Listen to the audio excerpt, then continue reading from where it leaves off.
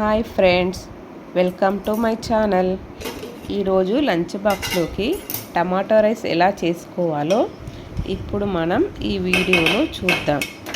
ముందుగా అన్నాన్ని వండుకొని ఒక ప్లేట్లోకి చల్లార్చుకోవాలి. తరువాత స్టవ్ ముట్టించుకొని ఒక ప్యాన్ పెట్టుకోవాలి. అందులోకి సరిపడా ఆయిల్ కూడా వేసుకోవాలి.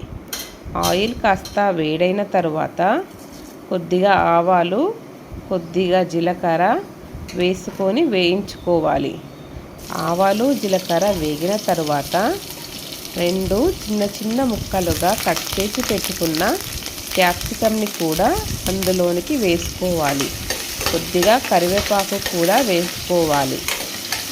వాటిని ఒకసారి చక్కగా కలుపుకోవాలి.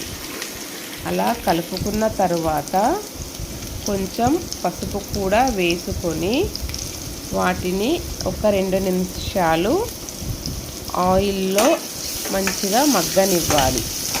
అలా మగ్గిన తర్వాత చిన్న చిన్నగా కట్ చేసి పెట్టుకున్న టమాటాలని కూడా అందులోనికి వేసుకోవాలి. టమాటాలు వేసుకున్న తర్వాత ఒకసారి మొత్తాన్ని కలుపుకోవాలి. అలా కలుపుకున్న తరువాత మనకి రుచికి సరిపడినంత ఉప్పును కూడా ఇప్పుడే యాడ్ చేసుకుందాము. ఎందుకంటే ఉప్పు యాడ్ చేసుకోవడం వల్ల టమాటాలు తొందరగా మగ్గిపోతాయి. టమాటాలు ముక్కలు ముక్కలుగా కనిపించకుండా స్మూత్గా తయారవుతుంది. ఇప్పుడు సాల్ట్ వేసుకొని మూత పెట్టేసుకొని 2 నుంచి 3 నిమిషాలు టమాటాలని మగ్గనిద్దాం.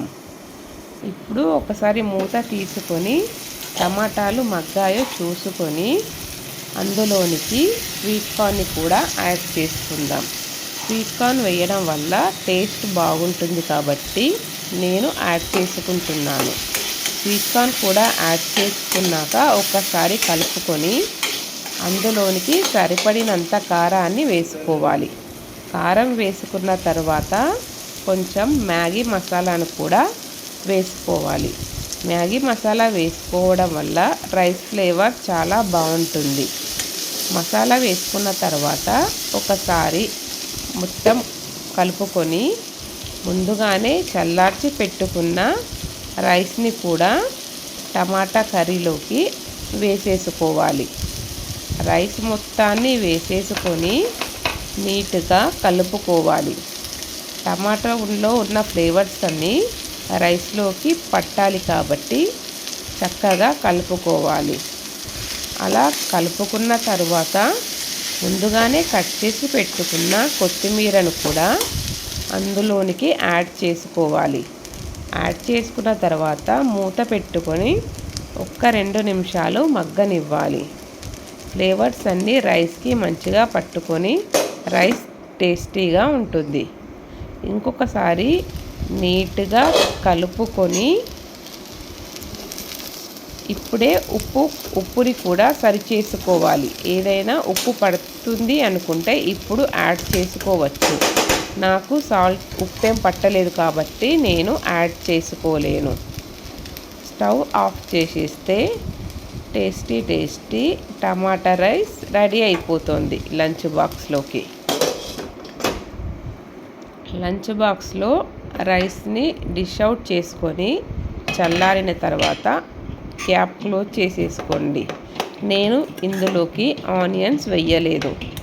ఎందుకంటే ఆనియన్స్ వేయడం వల్ల రైస్ పాడవుతుంది కాబట్టి నేను ఆనియన్స్ వేయలేదు. మీకు కావాలనుకుంటే మీరు వేసుకోవచ్చు. లంచ్ బాక్స్ రెడీ అయిపోయింది. నచ్చితే లైక్ చేయండి, షేర్ చేయండి, సబ్స్క్రైబ్ చేసుకోండి.